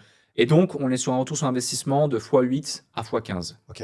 Tu vois, tu mets 1 euro, tu en retires 8 à 15. Ok. Mais, C'est un super investissement. oui, mais tu as tous tes frais derrière. Non, bien sûr, bien sûr. Tu vois, tu as tous tes frais. Bien Donc, sûr. c'est un super investissement, certes. On peut même faire plus parfois. On a eu des fois des lancements à 45, mais je vais pas les prendre comme étant notre référence. Mais en moyenne, on est sur du x8 à x15, parfois plus, parfois moins. Ça nous arrive, comme je t'ai évoqué, de faire même des lancements à perte. Ou en cash, tu es en perte, mais en signé différé dans le temps sur, par exemple, 6 mois ou 12 mois, tu gagnes de l'argent et tu es rentable. Et mais le panier moyen aujourd'hui d'entrepreneur? 15 000 euros. 15 000 euros, c'est la Ouais. moyenne de ce que les gens Ouais. dépensent chez entrepreneur.com, effectivement, pour du conseil. Sur la partie acquisition. Sur la je ne partie parle pas acquisition. de la valeur vie d'un Ok. client, mais on fait une opération, panier moyen, 15 000. On a parlé effectivement des 100 euros qu'on dépensait. J'ai bien compris x8, x15 par rapport à ça. Donc le 1 euro que tu mets dans la pub se transforme en 8 ou en 15 euros. Exactement. Ça, j'ai compris là-dessus. Sur 100 euros aujourd'hui que tu aurais comme chiffre d'affaires, comment il est réparti? Combien de ces 100 euros vont dans la publicité? Ouais. Combien vont pour les humains chez toi et pour tes équipes? Et la marge, tu m'en as parlé tout à l'heure, qui est entre 15 et 20%. Exact. Donc, ça veut dire que sur ces 80%, comment c'est réparti? Sur les 80% restants, tu as environ 15% qui vont sur le marketing, Ok. 10% qui vont sur la vente, tu es déjà à 25%. Et ensuite, du coup, sur les 55% restants, tu en as 35 qui vont sur le livrable Ok. et tu en as 20 qui vont sur les overheads. Overheads, c'est tous les coûts, justement, incompressibles liés Les à frais la de structure siège, des bureaux, Exact. etc. Ok. et les frais fixes, des collaborateurs fixes, etc. Ok, je comprends. Très bien. C'est quoi le KPI que tu suis tous les jours sur ton tableau de bord qui est pour toi le plus important dans ta boîte, Alec? Si on avait qu'un Ouais, si on avait qu'un. Si on avait qu'un... Allez, tu as le droit d'en avoir 3 quand même. C'est plus facile. Ok. Alors, le premier, ça sera le coût par lead. Le coût par lead pour nous, parce que toutes nos opérations sont vraiment liées au coût par lead. Tu peux expliquer ce que c'est? C'est combien tu payes pour avoir un nouveau prospect qualifié dans ta base de données, Ok. grosso modo. Donc ça a un vrai impact parce que c'est un enjeu de domino sur l'ensemble de la chaîne. Le deuxième, Et c'est combien ce coût par lead chez toi? ça la dépend target? encore une fois des opérations, mais on va dire qu'on est bon à 15 euros. Ok. Enfin, on est très très bon à 15 euros. 15 euros, c'est-à-dire que tu as un lead qualifié Oui. qui rentre dans ton tunnel de vente. Exactement. Ok. Exactement. Donc parfois c'est plus, parfois c'est moins. Là, récemment, il y a eu une mise à jour. Et comment tu fais pour réagir quand ton lead il passe de 15 à 50 et que tu as 10 jours pour faire une grosse opération et que tu as 200 000 euros à dépenser, mais tu sais que si tu ne trouves pas une solution rapide, tu auras 3 fois moins de résultats, Ok. peut-être tout ça même pas rentable. Donc voilà, c'est vraiment la maîtrise de tous ces sujets qui fait qu'à la fin de la campagne, on arrive à redescendre de 50 à 17. Donc c'était une vraie victoire, tout en ayant vraiment du volume et de la qualité. Donc premier KPI, le coût par lead. Deuxième KPI, le panier moyen. Ok. Le panier moyen qui nous donne un vrai indicateur vu qu'on a plusieurs produits et on ne vend pas à la tête du client, on vend vraiment selon le besoin de la personne, le produit le plus adapté avec les ressources qui sont face à ce besoin et cette personne. Donc ça, c'est vraiment un indicateur clé capital. Et puis le délai de conversion. le délai de conversion. Évidemment, moi, c'est parce que je suis vraiment orienté sur la partie stratégie, acquisition, vision, mais il y a tout ce qui est satisfaction client, recommandation, résultat qui est clé. Mais c'est pas une KPI, celle-ci, c'est un panel de KPI très diversifié où on a une grosse base de données avec énormément d'IA derrière, avec un data leak qui vient interpréter et lire la base de données pour faire presque de la prédictibilité sur les enjeux, les problématiques, les ressources nécessaires aux entrepreneurs qu'on accompagne, et donc leur donner des conseils d'encore plus bonne, de meilleure qualité. Et donc, j'ai presque envie de dire, c'est pas du tout le cas, hein, mais presque envie de dire qu'on peut remplacer l'humain. Tellement que la qualité du conseil est bonne et précise, grâce à des rapports automatisés qu'aujourd'hui on a la capacité de produire et de sortir via une interface qu'on a développée maison pendant des mois avec des ressources qu'on a recrutées pour ça, etc. Donc c'est gros investissements là aussi, d'où le fait que notre plus gros pôle de dépenses, 35%, c'est le livrable, de par nos événements physiques, de par la technologie, de par les ressources humaines. Le plus gros pôle humain également, c'est les experts, intégrateurs, coachs référents, et puis les différents experts au quotidien, parce que c'est en fait la clé. Aujourd'hui, si on veut durer, si on veut continuer à être numéro 1 sur notre marché et l'être encore plus tout en continuant à grandir, c'est de continuer à investir dans le produit. Tu vois, c'est intéressant ce que tu dis là sur effectivement ce pourcentage en fait du chiffre d'affaires que tu consacres au livrable, Oui. c'est 35%, versus les 15% de marketing. Ouais. Ça fait déjà 15%, c'est colossal, hein, pour toi, c'est quasiment 2 millions, 2 millions et demi. Ouais, c'est ça, c'est Par ça. an, tu dépenses Ouais. en termes d'acquisition, c'est quand même des chiffres qui sont très importants. Je pense que c'est pas du tout dans une moyenne que les entreprises ont l'habitude en fait de dépenser pour ça. D'ailleurs, tu as une data là-dessus. Qu'est-ce qu'elles dépensent les entreprises traditionnellement en termes de marketing? Moi, quand je vois un entrepreneur qui se dit que c'est beaucoup de dépenser 500 à 2000 euros par mois dans Google ou dans Facebook, je rigole. Encore plus quand je vois des retours sur investissement, des fois de x10, x20, x30, j'ai qu'une envie, c'est de leur dire, mais appuie sur le champignon, là, t'as une mine d'or face à toi, vas-y.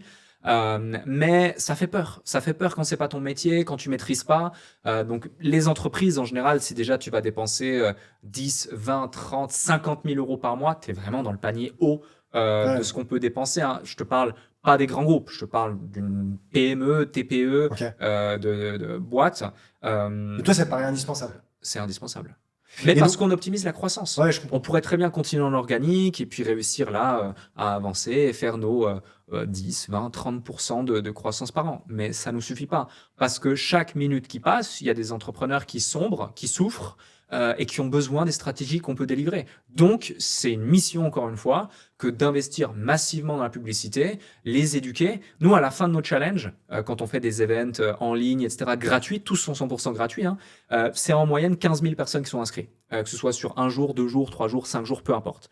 Derrière, je te dis une bêtise, mais tu vois, sur 15 000 entrepreneurs inscrits, ça va peut-être être 200 à 300 nouveaux clients. Ok. Donc, ça fait 14 700 entrepreneurs qui ont été exposés aux bonnes stratégies à mettre en place pour perdurer. Elle est là, la victoire pour nous. C'est pas les 300 clients. Les 300 clients, ça va transformer leur vie, oui, et ça permet de financer l'ensemble. Mais c'est les 14 700 entrepreneurs qui vont réussir à mettre en place les bonnes stratégies pour sortir parfois même de la précarité de l'entrepreneur qui a commencé par passion, par envie de liberté et qui se retrouve emprisonné dans une prison qu'il n'a pas demandé. Et ça sera de pire en pire, semaine après semaine, mois après mois. Tu le vois, j'imagine, même dans ton domaine, toi, quand tu reprends des boîtes, etc., avec toute l'expérience que tu as pris, quand tu les intègres au groupe, tu leur donnes aussi un savoir-faire, des méthodes, des outils que vous maîtrisez dans ton groupe, mais qui sont à des années-lumière de ce que mettent en place, et ça transforme la boîte. Et nous, c'est ça notre quotidien. C'est rendre accessible toutes ces stratégies, un raccourci où en seulement 1, 2, 3, 4, 5 mois, 6 mois maximum, ça transforme leur vie. C'est des boîtes qui sont là depuis 5 ans, 10 ans, 15 ans, 20 ans, 25 ans, qui stagnaient ou qui périclitaient et qui vont réussir à se redresser grâce à ces stratégies. Stratégies qu'on met en place pour nous à d'autres échelles, mais qui fait qu'on a énormément de data pour leur permettre de les mettre en place chez eux. Alec, merci d'ailleurs de nous partager tout ça. Moi, je trouve ta transparence et ta passion, là, en fait, ça résonne beaucoup. On voit que tu en parles avec beaucoup de passion, d'envie, etc. Je suis passionné de gens passionnants aussi. Ouais, donc, je c'est pour vois ça que ça. j'ai adoré t'avoir sur le déclic d'ailleurs et que je suis content de passer ce moment avec toi. Et d'ailleurs, j'en profite pour vous dire à tous, en fait, si vous aimez l'échange avec Alec, encore une fois, j'ai besoin de vous. Vous êtes nombreux à regarder le podcast, mais vous n'êtes pas assez nombreux à vous abonner. Donc, cliquez sur la cloche, abonnez-vous, mettez un like et 5 étoiles sur toutes les plateformes audio, s'il vous plaît. Et puis, mettez en commentaire ce que vous appréciez dans l'échange d'Alec, sur le prochain invité, qu'est-ce qu'il faudrait que je pouvoir préciser de plus, quelles sont les questions qu'il faudrait que je pose.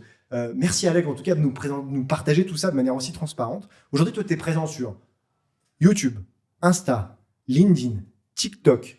Tu as quelqu'un qui te suit en permanence, d'ailleurs qui est avec nous là dans le coin du studio, qui fait des images pour toi. Tu as une logique de communication qui est très importante, qui est 360. Tu devrais en garder qu'un seul de Kamal, tu garderais lequel?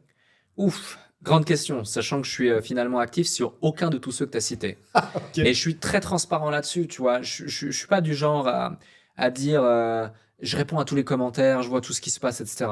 Je suis honnête, je ne sais même pas ce qui est publié sur mon LinkedIn ou autre.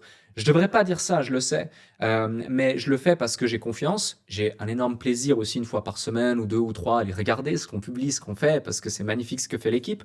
Mais je le dis, je le fais, je l'affirme parce que je dois incarner aussi le message qu'on partage. Un entrepreneur doit pouvoir sortir de l'opérationnel, doit pouvoir faire confiance, doit pouvoir recruter, doit pouvoir véhiculer son message et impacter avec les bonnes stratégies, les bons leviers. Et donc, c'est ce qu'on fait. Et c'est possible grâce à une équipe. Tu vois, on a Samuel qui est là, on a Océane qui est ici.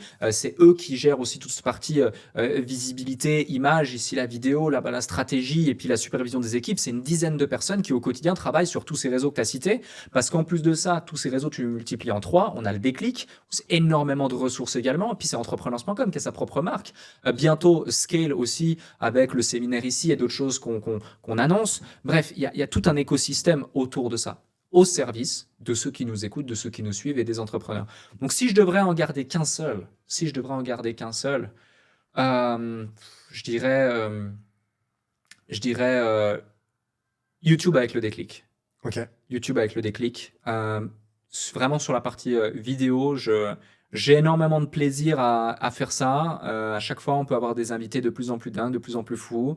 J'apprends beaucoup aussi et je suis très inspiré par le partage. J'adore écouter. J'adore écouter plus que parler. Alors, je fais très rarement des podcasts. Je suis hyper content de faire celui-ci avec toi. Ouais, donc le Et déclic, ça moi, impacte. c'est très clair là-dessus. Ouais. Tu as construit une Media Factory, en fait, tu as une grosse équipe aujourd'hui de construction de contenu. Hein. Oui. Tu en fais beaucoup. Tu disais tout à l'heure que en fait, tu avais eu un surmenage du contenu, tu t'es recentré, et aujourd'hui, l'ensemble de ton contenu en servent tes entreprises et tes marques. Exactement. C'est ce qu'on voit, et d'ailleurs, on voit qu'il y a eu un vrai changement il y a 3 ans avec le début d'entrepreneur.com sur ta transformation. Je dirais même il y a 2 ans, Ouais. il y a eu un gros changement de 2 ans. Il y a 2 ans. Aujourd'hui, le déclic, tu en as parlé, c'est peut-être la seule chose que tu garderais. Pourquoi il n'y a que ça que tu garderais? Et deuxièmement, en fait, est-ce que c'est vraiment un levier de notoriété, d'apprentissage pour toi ou de conversion pour tes nouveaux clients? La première, parce que je suis passionné de gens passionnants. J'adore écouter, j'adore échanger et j'apprends beaucoup. Tu vois, les épisodes audio, c'est pas la même chose pour moi. J'aime bien, hein, mais parfois j'ai pas envie, parce qu'il n'y a pas le contact humain. Tu vois, là, on a une vraie discussion, c'est différent. En plus de ça, ça a été parfaitement optimisé par les équipes. C'est drôle, hein, parce que l'histoire du déclic, elle est très simple. Hein. J'avais arrêté tous les réseaux sociaux. J'avais envie de revenir à quelque chose de plus simple. Je me suis dit le podcast, à l'époque où le podcast n'est pas du tout à la mode, c'est la chose la plus simple. J'avais déjà fait plein d'interviews, plein de choses comme ça. J'étais en vacances à Bali avec un de mes associés d'une boîte de production que j'avais. Je lui dis allez, pose 3 caméras, on va faire des premiers épisodes. Le premier épisode c'était avec lui, le deuxième c'était avec un pote qui était aussi en vacances à Bali. Après j'ai commencé à faire des épisodes audio. Le premier épisode c'était avec Nicolas Markovic qui est dans le domaine de l'immobilier, qui était un client, etc. Enfin bref, toutes ces choses-là ont fait que, au début, je me suis dit, je vais juste faire de l'audio. 3 vidéos, 4 vidéos pour pousser mon audience YouTube vers l'audio. Je vais juste faire de l'audio. Et finalement, je me suis pris au jeu. Et on est passé on fout 2 caméras avec un micro qui gratte et qui est horrible le son et ça va pas, je suis flou, il y a rien qui va dans cette vidéo, à boîte de production, studio, Champs-Élysées, fait sur mesure, 12 personnes autour, maquilleuse, lumière, ingé son, truc, 3 mois de préparation en amont, 2 mois de préparation après, toutes les questions, tout est structuré. Mais surtout, le plus beau dans tout ça, c'est la qualité du livrable, l'impact qu'on a. On est entre le 2e et le 3e podcast le plus écouté en France dans le domaine de l'entrepreneuriat, donc c'est pas rien aussi, on est super fiers de ça et de l'impact qu'on peut avoir. Sur YouTube, on cartonne également, certains épisodes qui ont fait des centaines de milliers de vues, en tout c'est des millions de vues chaque mois. Et puis aussi, c'est hyper optimisé. Moi, Là, typiquement, dans moins d'une semaine, on a 3 jours de tournage. En 3 jours de tournage, j'ai 3 mois, voire 3 mois et demi de contenu. C'est-à-dire que je vais aller tourner 4 à 5 épisodes par jour sur la même journée. J'arrive à 7h, 7h30 au studio. On termine entre 19h et 21h avec les équipes. J'ai enchaîné 4 ou 5 épisodes de 2 heures avec mes invités, avec des tournus, avec une petite pause, avec un accueil, avec une petite discussion. Ils sont bien pris en charge, ils ont un petit cadeau, ils sont maquillés, ils sont chouchoutés et vivent une belle expérience. Et je suis vraiment là avec eux pendant un moment de qualité. J'ai moi aussi une petite fiche, je leur pose des questions, je les écoute attentivement et j'adore. Et j'adore. Ça m'apporte énormément, ça apporte énormément à l'audience, et ça apporte aussi énormément à nos invités. En termes de business, ce que ça apporte, c'est la crédibilité, en effet. C'est indirectement de l'audience qu'on va pouvoir potentiellement, ce qu'on appelle retargeter, tu sais, avec des publicités. Et puis du coup, ces gens-là qui ont déjà vu des épisodes, on va leur pousser des publicités. Ils ont déjà vu ma tête, donc je suis familier, ça convertit mieux. Les coûts par lead, les fameux CPL, sont moins chers et ils sont qualifiés, ils sont plus éduqués à ce qu'on fait. Mais on fait très peu de publicité pour entrepreneurs sur le déclic. D'ailleurs, on n'a quasiment eu aucun, voire aucun, c'est très très rare, des épisodes sponsorisés. C'est pas quelque chose qu'on veut faire. On n'est pas là pour faire de l'argent sur le déclic. On est là pour apporter de la valeur et permettre aux gens de faire de l'argent et d'évoluer en tant qu'individu. La seule chose qu'on met en avant liée à entrepreneurs.com sur le déclic, c'est sur le logo marqué par entrepreneurs.com. Parce que tout est finalement financé et possible grâce à entrepreneurs.com. Et puis, il y a aussi des partenariats qui se créent. Tu vois, typiquement, il y a des entrepreneurs qu'on a eu sur le déclic d'abord, puis ensuite on a créé des partenariats avec entrepreneurs.com, énormément d'impact. On a créé des produits, on a apporté de la valeur à nos entrepreneurs. Toi, je t'ai rencontré grâce au déclic. Après, tu es venu dans le cadre d'une immersion, tu as apporté énormément de valeur à nos clients. Peut-être qu'un jour on te réinvitera sur autre chose. Enfin, c'est ce cadeau qu'offre le déclic aussi et la capacité à rencontrer des gens toujours plus inspirants.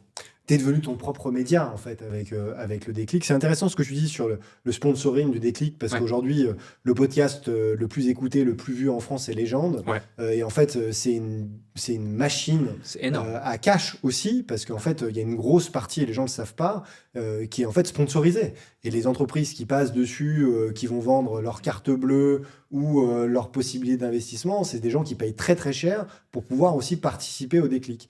Et c'est vrai que c'est très différent ce que tu fais toi, où effectivement c'est déconnecté Ouais. d'une logique financière ou en tout cas de gain et d'une logique où en fait on va apporter de la valeur à l'audience.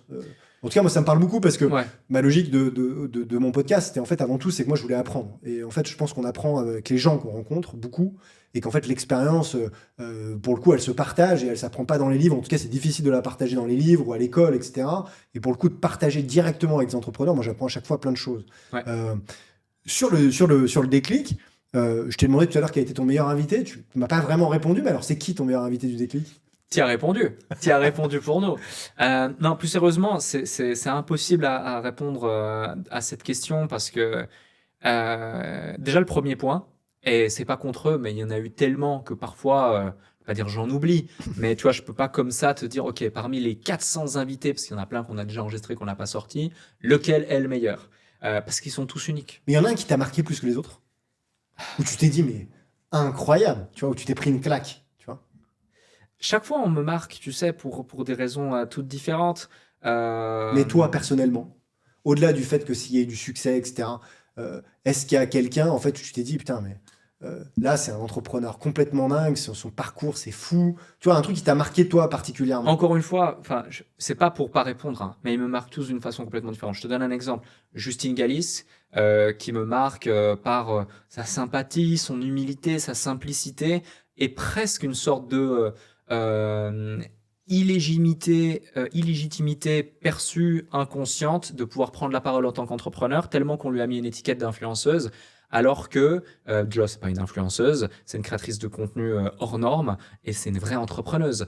Et c'est tous ces petits déclics que j'ai dans la tête en faisant le déclic. Ou typiquement, Luc Julia qui me marque parce qu'il me parle de sa maison à Los Angeles connectée avec plus de 1000 objets connectés, qui s'est transformé en une sorte de laboratoire. Et j'ai pas l'impression d'avoir un individu comme toi, moi, en face de moi, mais j'ai l'impression d'avoir le savant dans Retour vers le futur face à moi, un film qui m'a bercé dans mon enfance. Ou par exemple, Laurent Tapi, où j'ai eu l'impression d'avoir son père face à moi, dans la même posture, la même énergie, presque la même voix si tu fermes les yeux, et avec en même temps la richesse de son propre parcours et de sa propre histoire.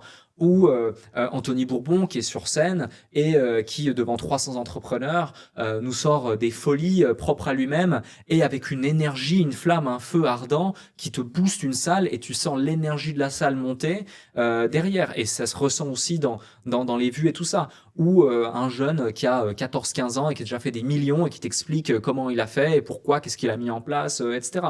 Enfin, c'est à chaque fois un parcours complètement différent. Ou même toi, ton épisode, j'ai adoré. J'ai souvent pris ton histoire comme exemple hyper inspirationnel, où tu démarres en tant que stagiaire, puis salarié, cordiste sur ta tour Eiffel avec tes photos incroyables. Et puis progressivement, tu as pris des parts du groupe, etc., etc. Tu as fait de la croissance organique, de la croissance externe. Et puis, tu as cette mission.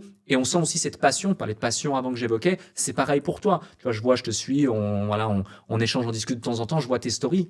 On sent que tu aimes ça profondément. Et c'est vraiment cette passion que je recherche chez les invités. Ils peuvent avoir 15 ans comme 96 ans, peu importe, hommes, femmes, peu importe, des dizaines de millions ou milliardaires ou juste quelques centaines de milliers d'euros générés une fois dans leur vie et tout perdre même, c'est pas grave, ou des dettes, peu importe. Des histoires folles. Tu parles souvent en fait des entreprises à 7 chiffres. Ouais. Ils ont quoi en commun en fait les entreprises à 7 chiffres qui réussissent pour le coup?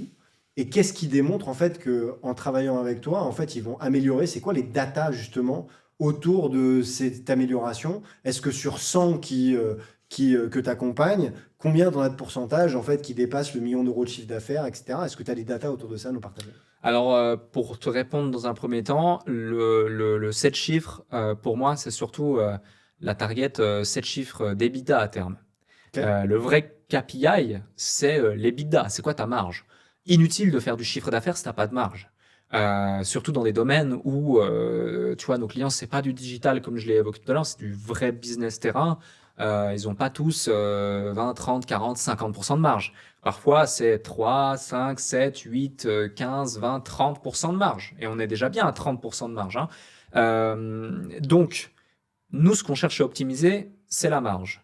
Comment tu optimises la marge? Tu as différentes KPI. Effectivement, ça va être ton chiffre d'affaires par rapport à tes coûts fixes, naturellement, et les différents leviers que tu vas pouvoir utiliser sans mobiliser de ressources supplémentaires à l'instant T pour faire un plus gros effet de levier continu. Premier point. Deuxième point, c'est les stratégies d'acquisition que tu n'as pas mis en place et que tu devrais mettre en place, mais que pour une raison X, Y, manque de temps, manque de ressources, pas connaissance, peu importe, tu n'as pas mis en place. Troisième point, c'est le revenu par employé, donc l'efficience opérationnelle de l'ensemble de l'entité. Donc là-dessus, il y a soit l'augmentation de l'efficacité individuelle de chacun, soit l'augmentation collective de chacun avec des IA, avec des automatisations, avec des outils, soit le fait de remplacer certains collaborateurs ou d'en ajouter en proportion du chiffre d'affaires, mais qui vont être outsourcés, par exemple, ou plein d'autres méthodes qui vont permettre d'aller chercher plus. Donc déjà, si tu mets en place ces 3 KPI et qu'en plus, tu te focuses sur la valeur que tu délivres et l'augmentation de ton panier moyen ou de la valeur vie de tes clients, au final, tu crées énormément de valeur en plus. C'est 4 points clés qui font toute la différence dans la plupart des entreprises.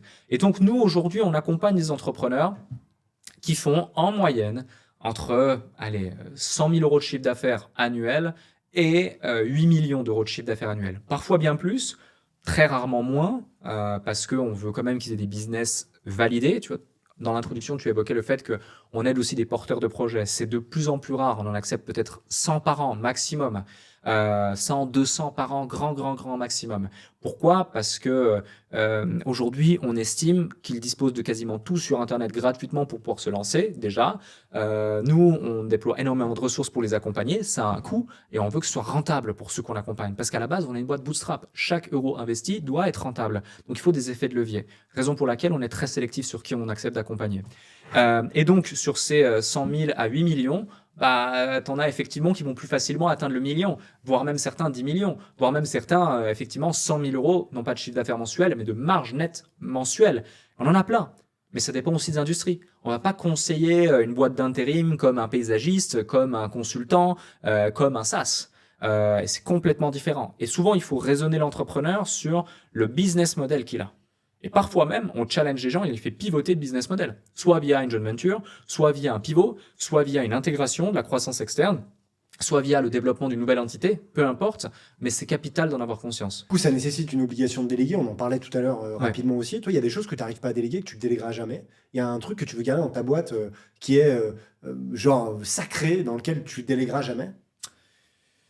Non, c'est mentir que de dire oui. La seule variable qui me sépare aujourd'hui de ma capacité à déléguer certaines choses, c'est que j'ai pas encore trouvé les bonnes personnes pour le faire. Ok. Mais personne n'est indispensable.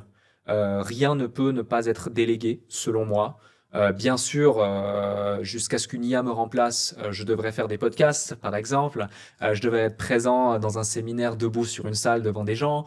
C'est évident. Mais tu vois, sur de la stratégie, de la prise de décision, j'ai aujourd'hui de plus en plus de gens qui m'entourent, qui sont aussi pertinents, si ce n'est plus, que moi à mes côtés, même qui me challenge, qui me disent non, tu te fourvoies, tu as tort. Regarde, le signal il est là, la data elle est là, tu te trompes, on devrait plutôt faire ça. Ah ouais, effectivement.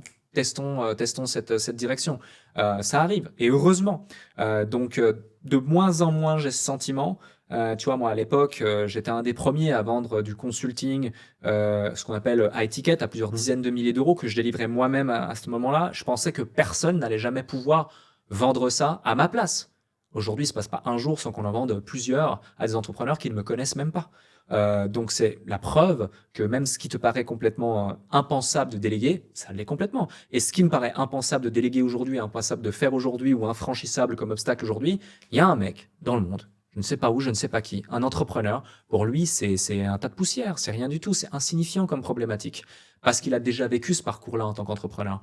Donc c'est ce jeu infini d'évolution personnelle qui fait que tu peux grandir aussi avec tes propres outils, tes propres forces, tes propres faiblesses, et c'est en étant objectif sur qui tu es que ça te permet d'aller là où tu veux aller.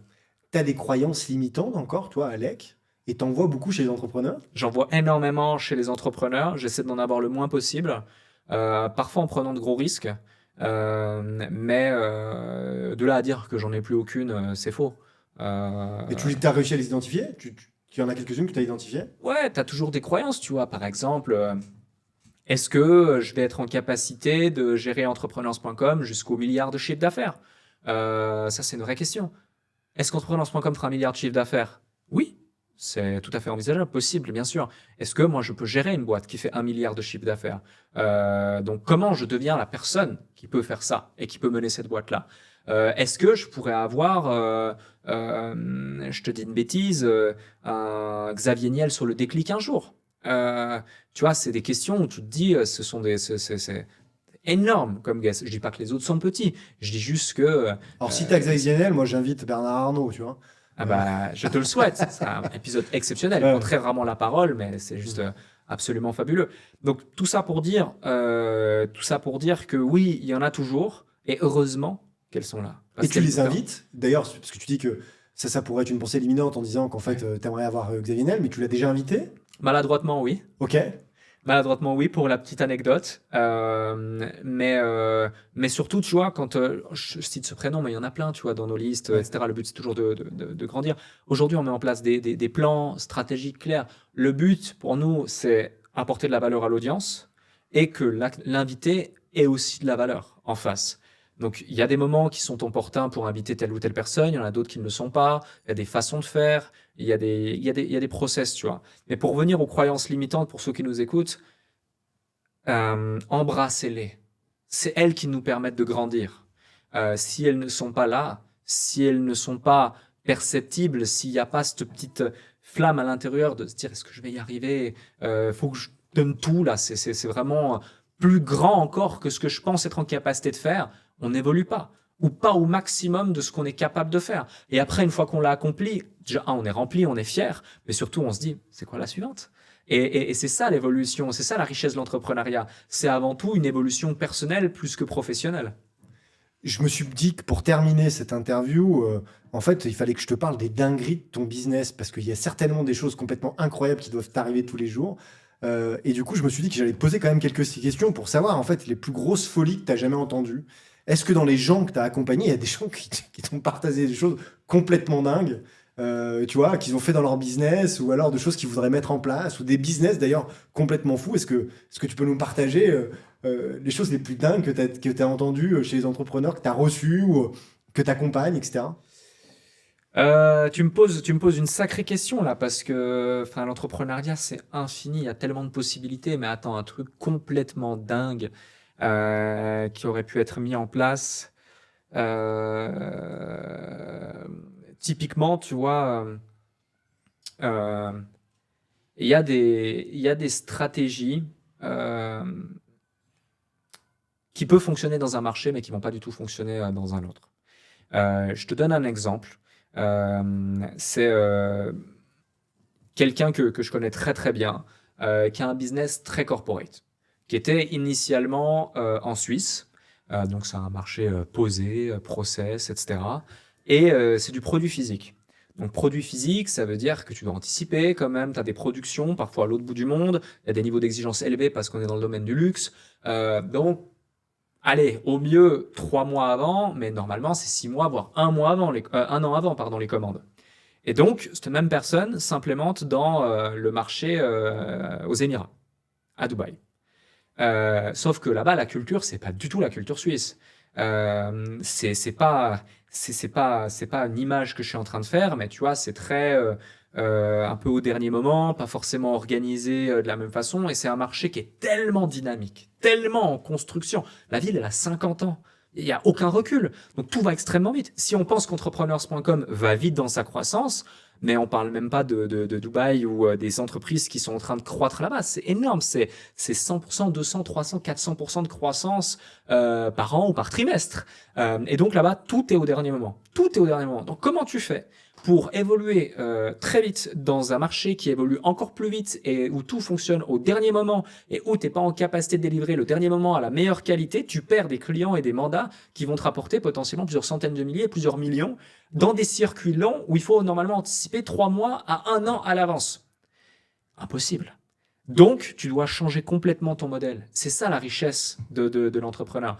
Et en fait, ce qui est intéressant, c'est qu'ensuite, tu vois, une fois que tu acceptes l'information, tu vois les points forts, les points faibles, la capacité de l'entrepreneur à s'adapter progressivement à la culture et à son marché, eh bien, et que tu échanges avec un autre dans un domaine qui est complètement différent, tu vois, tu te rends compte qu'ils ont les mêmes problèmes, à d'autres niveaux, à d'autres échelles, mais que finalement la stratégie qui a été mise en place par A peut être mise chez B, peut être mise chez C, peut être adaptée chez E, chez F, chez G, chez H. Je pose souvent une question pour terminer ce podcast, Alex, pour conclure en fait.